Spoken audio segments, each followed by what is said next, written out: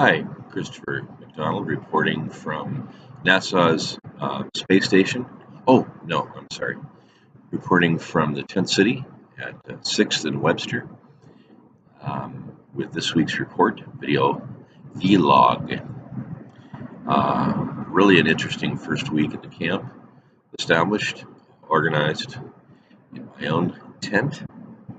First foray with laundry organization, and I love my little tent. It's great. Joined a health club, which is a cool health club, active sports down on the mall. All I have to do is I have my little card, and I show up with just jogging trunks and a t-shirt, and everything else is provided. I wanted something that was super simple because everything's going to get really unsimple here very, very shortly. Met with the GTU advisor and Chris Scott, the pastor at Oak Life, to begin my internship, which is technically a 10-hour-a-week internship from now through December for phase one, and then, well, no, actually the whole thing. It's the summer and then the fall semester, and it's 10 hours a week technically, but it's quite literally kind of 24/7, or at least practically 10 hours a day. And that's the way that it should be, really, considering what's at stake. I think it'll be less when the semester starts in September. But for right now, I'm quite happy with what we're doing. Our first big initiative kicks off this next week with the arrival of our 16 by 9-foot tent, which Oak Life has purchased. And that'll be the art tent, where we will individuals will come in and be able to do art, and we'll be able to store art supplies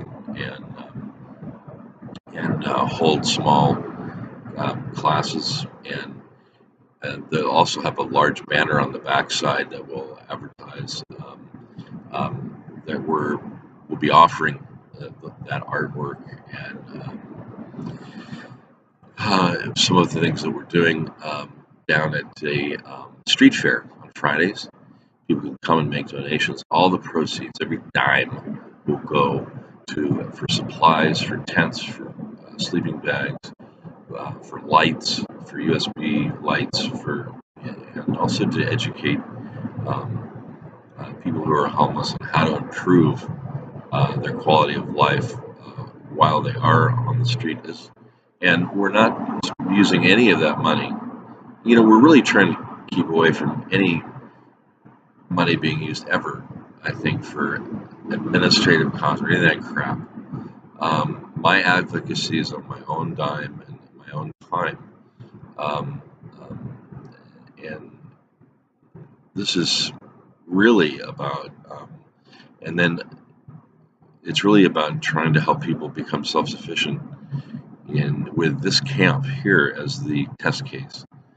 And then trying to do it in other camps as well, but trying to find other leaders among the homeless to do it in their camps. But I have to lead by example here. And it's a very simple model. And those of you who are familiar or remember that it was a little over 2 years ago that I was homeless myself here in Oakland. And so one of the reasons I'm able to acclimate so quickly and set up so quickly is that I really know what I'm doing here in camp. I was very able to snap back into routines, which are pretty military and organization, and there's a certain regimen, and you get up in the morning and there's certain things that you have to do in a certain order, and if you know how to do those, life can be very, very simple and straightforward and fairly easy. If you don't know how to do them, really, if I had to relearn them, it would just be a little overwhelming, and it would take me months and months and months, and I would be in peril all the time. I'm not in any peril at all, and I'm very relaxed, and I'm actually having a lot of fun. So you should know that. Came home from the watching the Warriors lost last night at Jack London to. And by the way, you also know how to do almost everything for free. Came home and wonderful Buddhist woman, elderly Asian woman, and her husband were dropped off big bottles of fresh water and some bags of food, which I distributed to all the different tents here in the camp, and that was really great. And then came back and my it's only an 8 by 7 foot tent, and more than a third of it is taken up by my cot, and so um, it's a bit like one of those little Chinese puzzle things. So you have to kind of move things around and then move that around, but it's all very doable using a system of crates, milk crates, small boxy wood crate. I mean plastic crates, and then two big wooden crates for clothing. Um, it's simple and modular,